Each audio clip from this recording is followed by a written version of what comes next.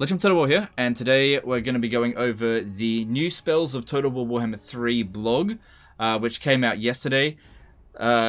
This video, I guess, is coming out a little bit later than I would have liked, but there was a whole fiasco with the embargo. The embargo was supposed to be for yesterday, and I would have been ready to do it, and then they pushed it. They pushed it to today, and then I recorded a video, released that video, and then they pushed it back. And so I'm like, well, I'm not going to release two videos 1 hour short of each other. So I was just like, all right, I'll just make it for tomorrow's video. So if you're wondering why I'm a little bit late on that, it's because embargo fiascos.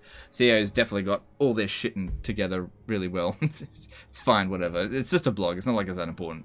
I don't mean that sarcastically. All right, so we're going to go over all the new laws of magic here, give my opinions on them, go over stuff that we've seen, stuff that we haven't seen. There's obviously going to leave a lot of things in question, but we'll just go over it and give my opinions, and then you can give your opinions in the comments, and we'll see, because I'm bound to get some things wrong, because a lot of these things are open to interpretation, and since I can't actually play the game right now, you guys might get a closer interpretation than what I do. Alright, so, Law of Tzeentch. I imagine this one here will probably be the most powerful of the new laws of magic, but we'll have to wait and see. So one thing I definitely want to point out that I really like about Warhammer 3's interface is that it actually tells you the damage per second on the spells that actually dish out damage, whereas in Warhammer 2 it just says like strong versus armor, weak versus armor, that kind of stuff. So that's definitely more useful, having the exact numbers there. That is actually really good. Alright, let's go on with these. So, Blue Fire of Tzeentch, magic missiles. Okay, another thing I want to point out with how they've written this is that they've got 3 bullet points for every spell, and that the first bullet point is complete fluff. It's nothing. It's just junk. It doesn't tell you anything. So I'm only going to read out the second and third line, because yeah, this doesn't mean anything. This is just this is probably just going to be on the description. But yeah, it's totally useless. Alright, so Blue Fire of Tzeentch magic missile. Single target magic missile that applies the Warp Flame debuff. Increasing flame damage received, even though it's only 11%, which seems like pretty low. Overcast version deals increased armor piercing damage. Yep, we've seen magic missiles before. I imagine it's something similar to, akin to Vindictive Glare. Yeah, we've seen that kind of stuff before. Bait homes in, a bunch of missiles come in. So we'll see how that goes. We somewhat saw that spell, I think, in the Cathay reveal trailer. Then we got Pink Fire of Tzeentch, the breath attack. Conal damage spell, inflicting the Warp Flame debuff. Overcast version deals bonus damage.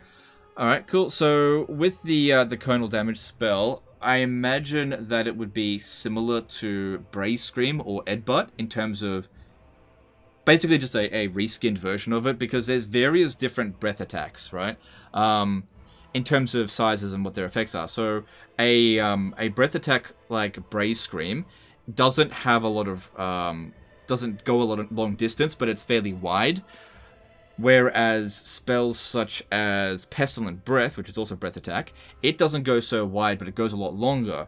So I feel like the breath attack, like the Pestilent Breath, it tends to be better because you just cover more area. So I imagine this is more akin to Braze Scream. So fairly low tier, but we'll see how much damage it actually does when we actually play it. Then we've got Treason of Tzeentch over here, Hex area. So hexes are debuffs and augments are buffs in terms of how they've structured this. Lowers the leadership of all enemies in an affected area. Overcast version also lowers melee attack. Yep, so we don't need to overcast it in order to get an area of effect. It just auto does that. Lowers the leadership, and so this could be really good. This is basically the exact same thing as Doom and Darkness, except Doom and Darkness needs to be overcasted to get the area. So if you could put a Death Wizard in your Tzeentchian army, which I don't know if they're going to have access to Death yet, but if they get access to a Death Wizard, you cast Treason of Tzeentch and also Doom and Darkness. And I don't know, if they get some other laws of magic that also reduce leadership, you could essentially terror bomb the enemy out of the battlefield, like just with magic, even if it's full strength.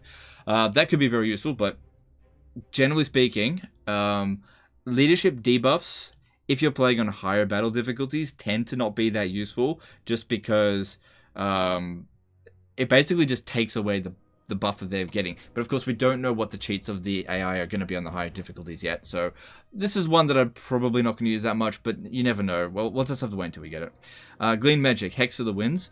Increase your army's power recharge speed and reserve pool while decreasing the enemies. So imagine this one here, you cast it on the enemy because it's a Hex. And it actually sort of saps their Winds of Magic. I wonder if it actually increases your reserve pool permanently or if it's temporary. Because currently the way Arcane Conduits work is that you pop down Arcane Conduit, and then you get 10 Winds of Magic in your reserve pool added. And once the Arcane Conduit expires, so too does the reserve. So it's temporary. But I'm wondering if, like, for example, if you took 10 Winds of Magic off them permanently and added it to your pool, at the cost of 3 Winds of Magic, that'd be alright. I can see some cheese in that, but we'll see how we go. Overcast version lasts longer. We'll have to wait and see with that. Then we got Tzeentch's Firestorm, Vortex Spell. Vortex spells tend, at least in Warhammer 2, tend to be like the biggest bang for buck on campaigns, whereas buffs and debuffs not so much, just because buffs and debuffs are better when the army is smaller because you're affecting a larger percentage of your units or theirs, which is why I think in multiplayer, buffs and debuffs, because they also go a lot wider in multiplayer as well, buffs and debuffs tend to be valued a lot more. Also, players are a lot better at dodging certain spells. Anyway, 3 Pillars of Flame move randomly around the target area, dealing damage and applying Warp Flame. Overcast version deals increased armor-piercing damage. So there's a similar spell, I think, that Norska has with the Dragon Worm Scale or whatever. It's like 3 Flamestorms, except they're blue. I wonder if it's similar to that. So, well, we'll see. Basically, we've seen this before. Not that it's bad, but we've seen...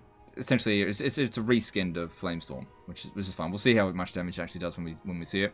Then we've got Infernal Gateway, Vortex. Massive stationary area damage. Overcast version deals increased armor-piercing damage. Yeah, so there's essentially 2 types of Vortex spells. There's the stationary ones and the ones that move randomly. Now, the stationary ones are great for sieges because usually units just stand still and just let you shoot the crap out of them. Usually, not always. So they're also very noob friendly because you just know exactly what you're going to get out of that one. Whereas with the random moving ones, you just got to roll the dice. Now, if you're good at the game, you can most of the time predict roughly where it's going to get. You're never going to get it perfectly every single time, but you can get a rough idea. So usually I actually prefer the moving ones because sometimes you can get more out of them. But the stationary ones are definitely good as well. So another example of a stationary Vortex spell is Plague, from the Lore of Plague, which is one of my favorite spells in the game. Also, Flamestorm, one of my favorite spells in the game. So it just depends on how they work. Then we go down to Lore of Slaanesh. And I'm not going to look too much on these because I've got all the information here, but I guess we could go up here and look briefly. In Slicing Shards, looks like, what's it called? Searing Doom. Alright, we'll come back to that. So, Lash of Slaanesh, Breath Attack, Conal Damage spell that sends enemies flying. Overcast version deals increased armor-piercing damage. So, this probably got a large amount of knockback. I wonder if it's strong enough to actually send dwarfs flying, because they are very sturdy and stuck on the ground a lot of the time. It's very difficult to get dwarfs to move, you know, when you charge into them or whatever. So it'd be interesting to see if that spell's actually strong enough to send dwarfs flying, because stopping them from coming into you can be very useful. Depends on what kind of army. We don't know much about Slaanesh, at least in terms of the army roster at this point, how much range units there's going to be or anything like that, so we'll see. A lot of this is without context. Okay, then we've got Acquiescence, which is a Hex. Decreases speed and melee defense of a target unit. Overcast version has a large effect on speed. Cool. This would be useful for sniping enemy lords. If they're pinned down by your infantry and then you just want to kill them quicker, that's what you would use it for. But probably not something that I would overly prioritize. Then we got Hysterical Frenzy, which is a buff. Buffs the armor-piercing weapon damage and melee attack of a target unit, as well as giving them the Rampage attribute. I hate Rampage. If it's temporary, it's not so bad, but I hate Rampage with a burning passion. It's just such an awful painful thing to go through with units. Overcast version further increases armor-piercing weapon damage. Okay, that's cool. I really don't like Rampage, but if your unit's stuck in combat anyway, I guess it's not too bad, especially if it's temporary, so we'll see how it goes. Then we got Purveying of Slaanesh, direct damage spell. Deals damage over time and reduces the melee attack of a target unit. Overcast version increases duration of this damage. Cool. Direct damage spells can be hit and miss. There are some direct damage spells currently in Warhammer 2 that are very powerful, some that aren't very powerful, and some of them depend on what unit scale you're playing on. So one of the most notable one is Spirit Leech. And Spirit Leech is really good on smaller unit scales because it deals the same amount of damage regardless of what unit scale you're playing on. So if the enemies have less health, well then it does a greater percentage of their damage each time. Now I believe Creative Assembly did say they're going to tweak that for unit scales, so we're going to have to wait and see. But also debuffing unit as well does provide an additional effect, so that could also be very good for taking out enemy heroes, but then again it also might mean that the damage over time is only good against larger entity units. We just don't know at this stage, it's not telling us enough information there. Slicing Shards, which I think is the Searing Doom, so that's the one from the Law of Metal, this is like the tier 1 spell. Bombards an area with damage from deadly exploding glass shards. Yeah, I'd say that is pretty much just a reskinned Searing Doom. Yeah, like the description here fits it perfectly for that, and that's fine. I can't imagine they're going to just redo the animations for every single spell. Not when they can reuse so much stuff. Then we got Phantasmagoria, which is in a hex area. Reduces the leadership and prevents movement of all units in an area. Overcast version lasts longer. So this could be good if you've got a range focus army, which again, we don't know if we're going to get that with Slaanesh. Slaanesh is supposed to be more a case of very high damage, sort of like Dark Elves actually. Very high damage, very high speed. Not necessarily the greatest range army ever. But yeah, I imagine that they'll be their army will be very similar to the way that the Dark Elves currently work, because Dark Elves have higher than average movement speed for their infantry and most of their other units, except for their heavy cavalry. And they hit really hard. All right, so we'll just have to see with that one. Okay, then we move on to the Law of Nurgle. So we've got Rancid Visitations here that we've got the thing over. It's really useful that it actually tells us damage per second, but we can get a rough idea of how much damage it does do. So over the course of 10 seconds, we're doing between 670 damage at the lowest end and 1,300 damage. So it's probably going to do something along the lines of 800 damage on average. Now, one thing I'm not seeing here is where it usually says, it currently says this in Warhammer 2, that target might resist damage. Now, this is one of the things that makes Spirit Leech shit, because what sometimes happens is you cast Spirit Leech, and it does like a check every second over the course of 8 seconds or something, and it just rolls a dice, and sometimes the unit resists it, and just does no damage. And so sometimes you'll cast it, and across 8 ticks, it'll only trigger twice. And so you'll only end up doing like 200 damage. Other times, you'll get really lucky, and it will deal out like 800 damage. So I don't see that there, and I don't know if that is the case. But it seems to be a pretty similar sort of damage that what Spirit Leech can do at a pretty premium price. So I don't like that one too much right off the bat.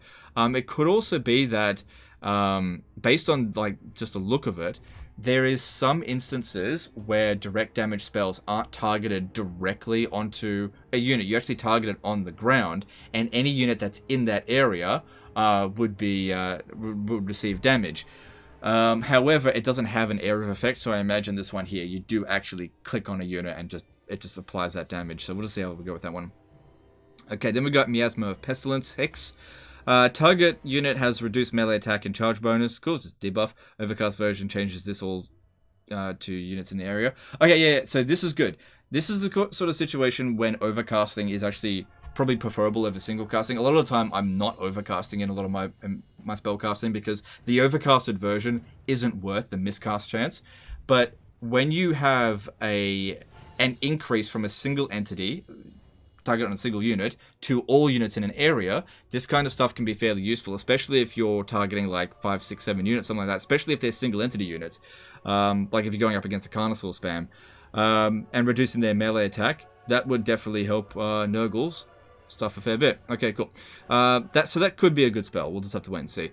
Stream of Corruption, another breath attack. Long Thin Cone. Yeah, so this one here, Long Thin Cone, it's it's very different from the Brave Scream. There's a vampire spell that you can get with an item. I can't remember off the top of my head. But it does have a very long, thin cone. And at the very end of the cone, that's where it does the most amount of damage. So you have to predict where it's going to end. So I imagine this will be pretty similar to that.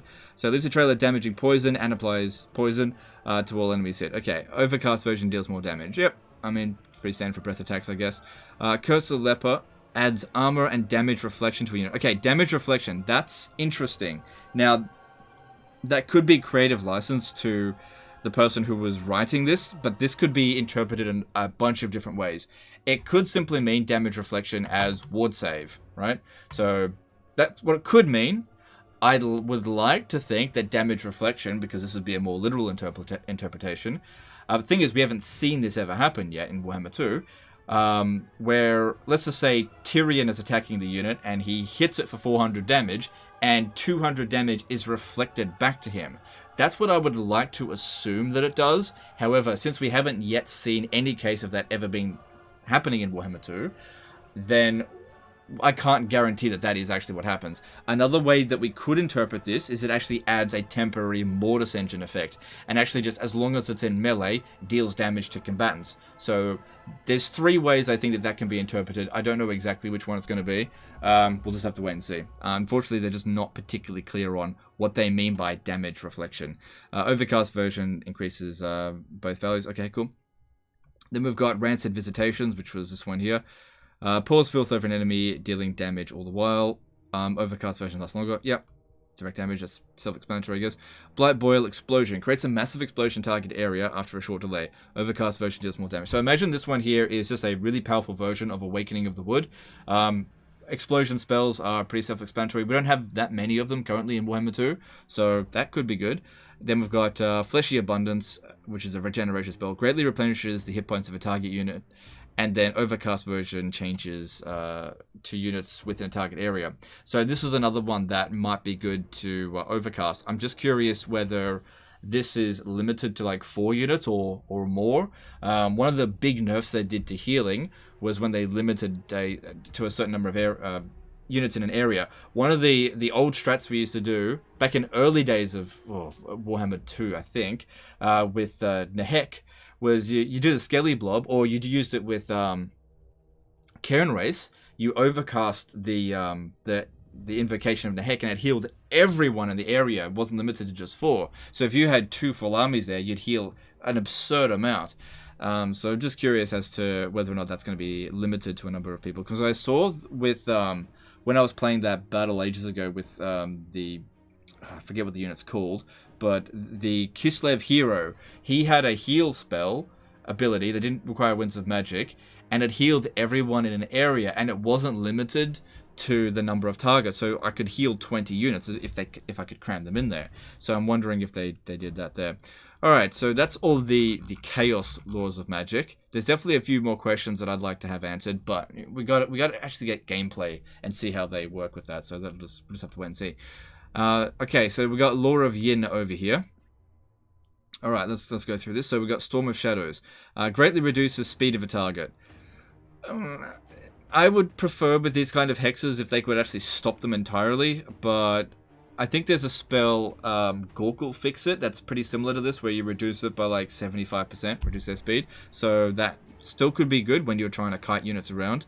Overcast version changes units to within a target area. That could be good. They seem like a very missile-heavy faction. Slowing units down as they're approaching can be really good if you're going up against Khorne, and because he just gets into melee with you, and if you're using your Hellstorm rocket batteries or whatever their variant's called, I'll eventually learn the names, that could be very useful. Cloak of Jet, Hiding. Target unit gains Snipe, Stalk, and Unspottable traits. Yep, we've seen this kind of stuff as well. The Greenskins have this. I can't remember exactly what it's called. Yeah, but they've got it. Overcast version increases the duration. Those are okay. I usually prefer It largely depends on how long the spell lasts for, because you want these units to be getting into position and shooting without the AI realizing it. And if the spell only lasts for 20 seconds, sometimes you're only going to get like one volley and then it's over and then they've spotted you. So that one, we need to know exactly how long that's going to last. So overcasting that one might be necessary if you want to do that, but we'll just have to wait and see. So then we got Blossom Wind. Column damage spell that also inflicts blinded. I imagine that's pretty similar to Wind Blast. This one here does seem kind of thematically very similar to the Lore of Heavens.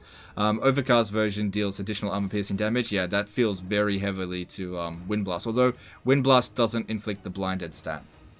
Then we got Missile Mirror Hex. This is the one that we saw in the Enter Cathay trailer. Target's unit projectiles are reflected back on it for a duration. Now, I believe you actually target the spell on that unit. So you don't target it on your own unit. It doesn't act like a reflect spell. So when they shoot the spell and then it just hits straight. It basically just hits them back again.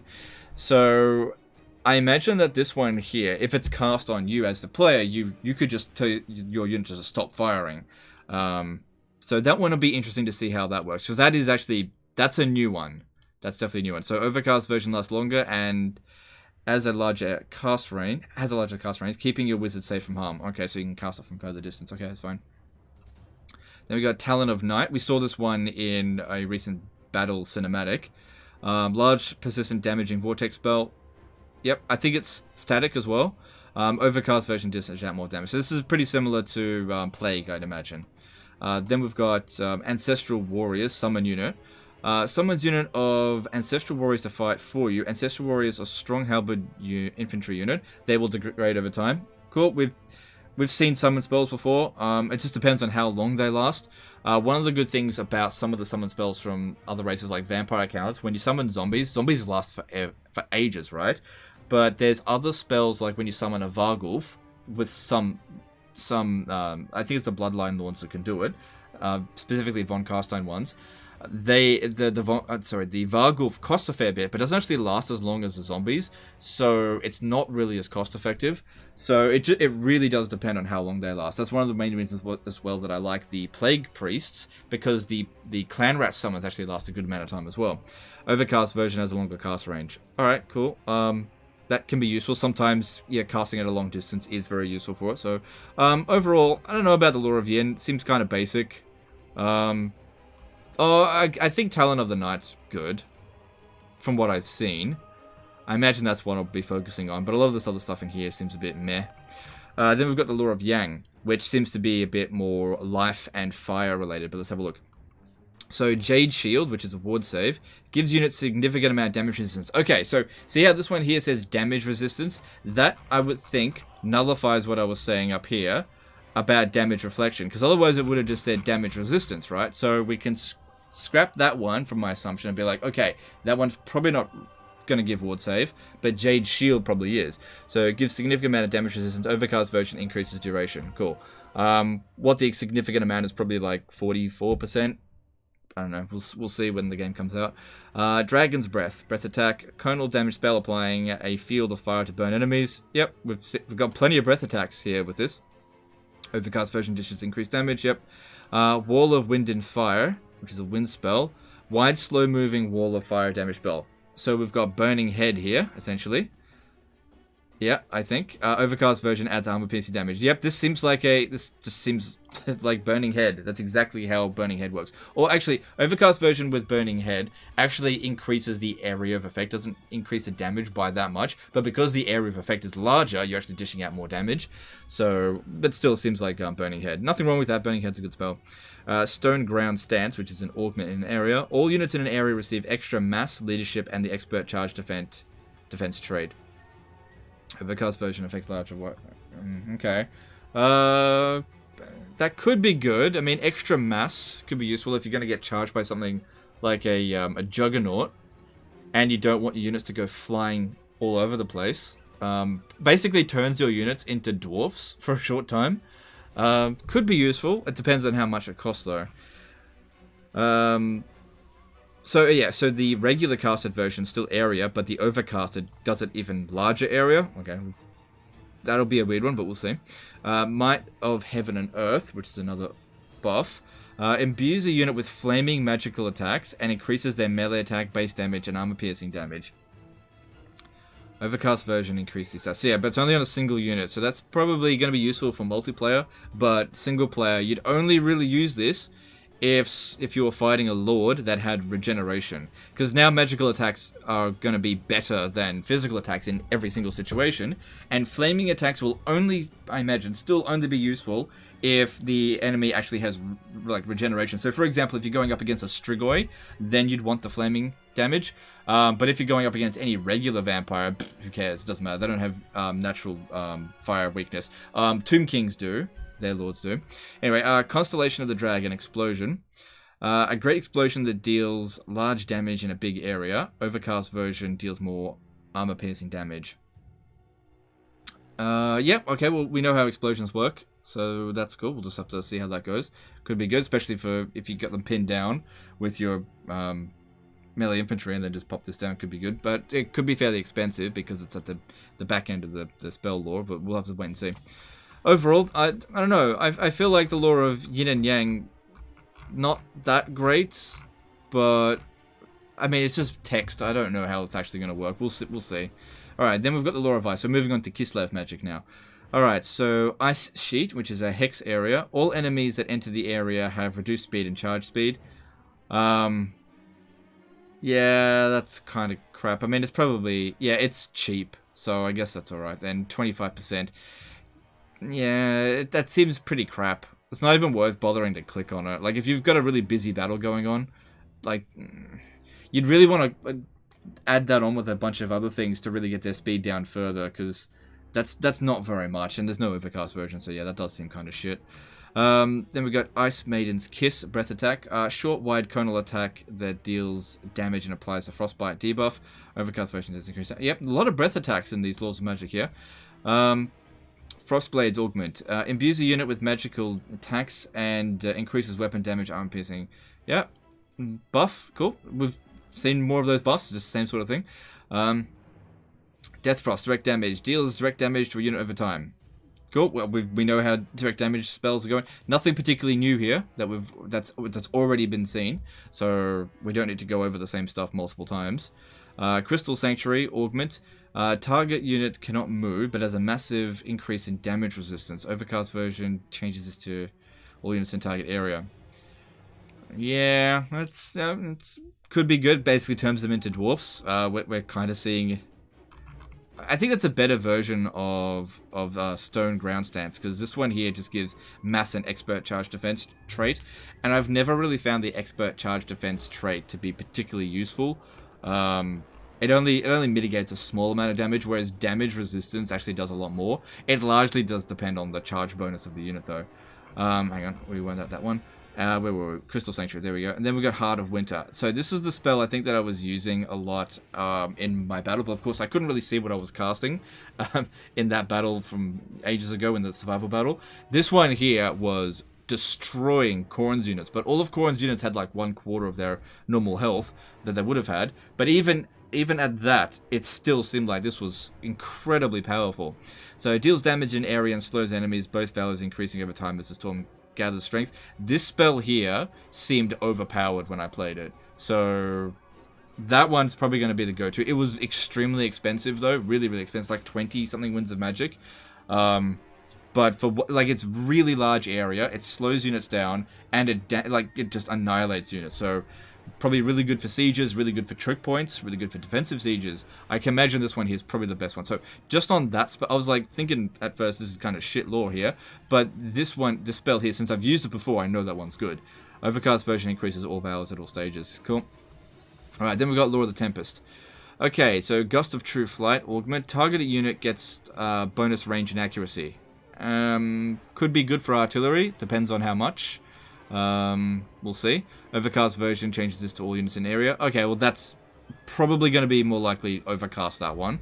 That actually makes sense, yeah, because you do have a fairly strong missile roster, and you're going to want that extra range and accuracy. Accuracy, not overly important when you're shooting into a horde, but bonus range definitely can be, because it just basically means you can get some shots in earlier, so by the time the enemy get to you, they've taken more damage, so that can be quite good. But I think missile damage would have been more useful, but hopefully it's cheap. Hailstorm Bombardment. A medium area is bombarded with explosive projectiles. Okay, so we got another what's it called? Searing Doom, I think, except it's going to be ice. You just change the color from from metal to glass to exact same color, maybe. Yeah, it's exactly the same thing. Maybe. That's what it seems like, anyway. Swift Wing, augment area. All units in an area gain speed and significant charge bonus increase. Yeah, that doesn't sound great. I mean, obviously you want to be putting that on your cavalry, but we'll see. That just doesn't sound great. Overcast version has an increased area of effect. Okay. Well, we'll have to see about that one. It largely depends on how much speed and how much charge bonus. Because it's not the one highlight here, the Blizzard spell is. Then we got Biting Wind, long column damage spell. Cool. Alright, we'll just have to wait and see with that one. Overcast version deals more damage and more armor piercing damage. So that's a wind spell. Yeah, I mean, some of the best spells in the game are currently wind spells, like Penumbral Pendulum is very good, and also Wind of Death. But we'll just have to see exactly how strong this is.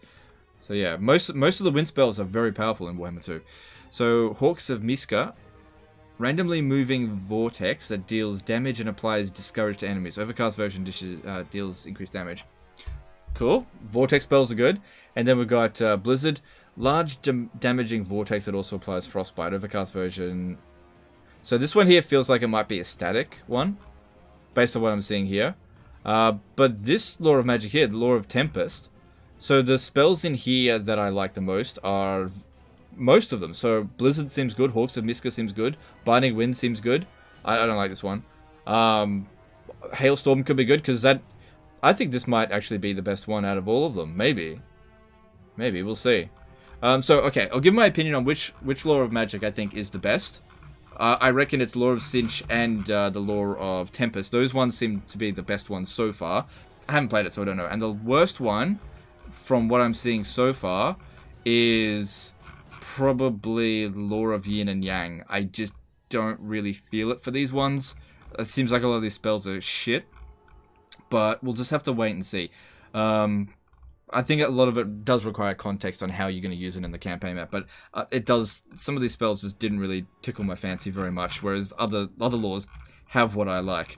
So we'll just have to see. I mean, I haven't played Warhammer 3 yet, haven't really played it, so we'll just have to wait and see with that. But yeah, all right, that's all the laws of magic there. I imagine that other laws that will come eventually. We're still probably going to see the Law of Gut Magic. Which is an ogre law of magic. We're going to see the law of Hashut. Actually, I don't know if there's any other laws of magic still to come. But those are, because those are like the only two races that I can safely predict are going to come, like the Chaos Dwarves and the Ogre Kingdoms. Any other races, I can't predict. Like, I can't predict Nippon's coming. I can't predict that Kuresh is coming or the Hobgoblins. Have no idea. So we'll just have to wait and see with that stuff. Anyway, that's the end of this one here, guys. Hopefully you enjoyed the video. Hopefully that provides some insight. Let me know your thoughts on it, because a lot of your insights are quite good and help to shape my opinions as well. So I do appreciate that. And I will see you guys next time. Later, fuckers. Bye.